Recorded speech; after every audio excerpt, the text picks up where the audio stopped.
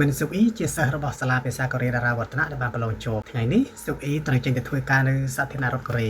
តែមុននឹងចាក់ចេញទៅសុខអ៊ីក៏បានមកលាលោកគ្រូអ្នកគ្រូថ្នាក់ដឹកនាំសាលានិងសិស្សប្អូនបន្ថែមពីការរៀននោះសុខអ៊ីក៏បានចែករំលែកនៅបទពិសោធន៍ក្នុងការរៀននិងប្រឡងជាប់ហើយសុខអ៊ីក៏បានប្រាប់ផ្ញើទៅសិស្សប្អូនទាំងអស់ឲ្យខិតខំរៀនសូត្រគ្រប់ពេលវេលាក្នុងការរៀនអនុវត្តតាមគោលការណ៍អប់រំប្រពដាល់របស់លោកគ្រូអ្នកគ្រូថ្នាក់ដឹកនាំសាលានិងគោរពតាមវិន័យគោលការណ៍បទបញ្ជាទីនោះរបស់សាលាបានខ្ជាប់ខ្ជួន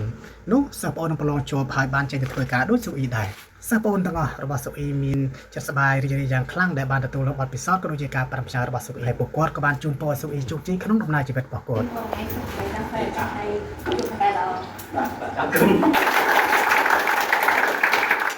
ញុំពរឲ្យបងទៅសុខឲ្យព្រោះតកែដែលល្អកែចេះស្ដាប់លេងបើកថាបានទៅ